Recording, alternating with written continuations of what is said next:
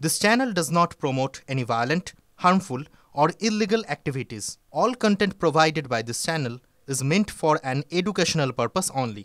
এবার শিউরিতে নাবালিকাকে ধর্ষণের অভিযোগ, চকলেটের লোভ দেখিয়ে নাবালিকাকে যৌন নির্যাতনের অভিযোগে মুদিখানা দোকানের মালিকের বিরুদ্ধে তার দোকানে ভাঙচুর চালানো হচ্ছে।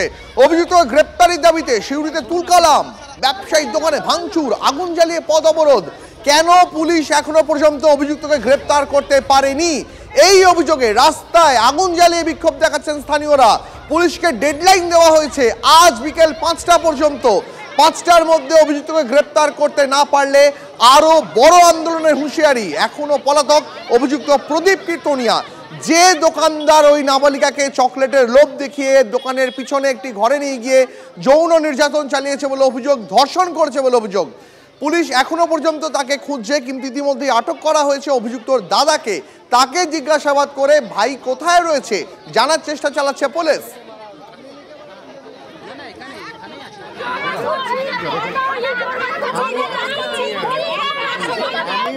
সর্বোত্তম চেষ্টা করছি।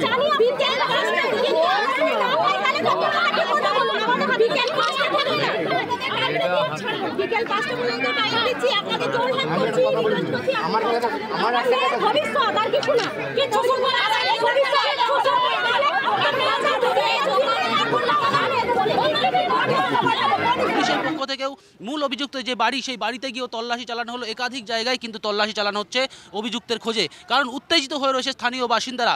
আপাতত তারা পথ অবরোধ তুলে নিলেও কিন্তু আবারও যে ফের তারা আন্দোলনের পথে হাঁটবেন, সেটা কিন্তু কার্যত এলাকার যারা মহিলা রয়েছে বিশেষ করে তারা স্পষ্ট করে দিচ্ছেন যে আপাতত 5টা পর্যন্ত সময় দেওয়া হলো। যদি বিকেল 5টা পর্যন্ত ওই অভিযুক্তকে ধরতে না পারে পুলিশ, তাহলে আবার যে আন্দোলনের পথে যাবে সেটা কিন্তু একেবারেই পরিষ্কার। স্থানীয় বাসিন্দাদের বক্তব্য খুব পরিষ্কার যে অভিযুক্তকে গ্রেপ্তার করতে হবে। কেন বারবার এই ধরনের ঘটনা ঘটবে, এবং এই যে অভিযুক্ত তার বিরুদ্ধে কিন্তু এর আগেও এই ধরনের কাজকর্মের একাধিক অভিযোগ কিন্তু স্থানীয় বাসিন্দারা তুলছেন।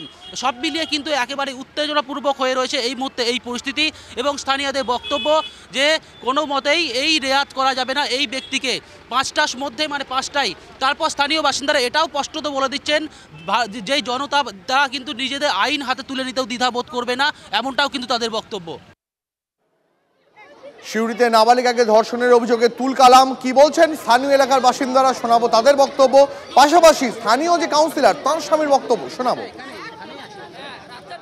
ওর সঙ্গে কথা বলছে তো বাচ্চাটাকে পিঠে হাত বোলাতে বলে তো ও ভেতর দিকে নিয়ে চলে গেল এক ওই দোকানের দিকে, আর এই পাশে যে শাটারটা আছে সেটা থেকে ও ভেতরে ঢুকে গেল। আমি ওর ওই দেখে আমি বাইরের লাইটটা অফ করে সাইডে গিয়ে দাঁড়ালাম। হাঁটা মারতে মারতে গিয়ে জিজ্ঞাসা করলাম, প্রদীপদা তুমি বাচ্চাটা যে ঢুকলো তোমার দোকানে বেরোলো না যে? নিয়ে বলছে কই কেউ আসেনি তো। আমি বললাম না, আমি নিজের চোখে দেখেছি ঢুকতে। আমি আবার ঘুরে এসে ওর দোকানের ভেতরে গিয়ে গোটাই তন্ন তন্ন করে খুঁজছি, অন্ধকার নেই। ও মানে বের করে দিয়েছে পেছন দিক থেকে। বলছে বাচ্চাটা তো দৌড়ে গেল বাড়িতে কাঁদতে কাঁদতে। আমি ওর বাড়িতে গেলাম বাচ্চাটার কাছে, বাচ্চাটাকে গিয়ে সমস্ত কিছু জিজ্ঞাসা করলাম, ও সব স্বীকার করলো। ওই স্থানীয় একজন ফোন করেছিল, ফোন করার পর বললো এরকম একটা ঘটনা আছে এই প্রত্যক্ষদর্শী, এবং আমি বললাম সঙ্গে সঙ্গে পুলিশকে জানাতে, এবং পুলিশ এসে আসামি যে সে পালিয়ে গেছে, আসামিকে পায় না, আসামি দাদাকে ধরে নিয়ে গেছে। হাজমের একটা মুদিখানা দোকান আছে, এবং মেয়েটার বয়স সম্ভবত 9 থেকে 10 বছর। অবশ্যই ইমিডিয়েটলি তাকে, যে মাটির তলে থাকলে মাটির তল থেকে তাকে খুঁজে বের করতে হবে, এবং খুঁজে বের করে তার এগেনস্টে যত আইনি পদক্ষেপ আছে করবে।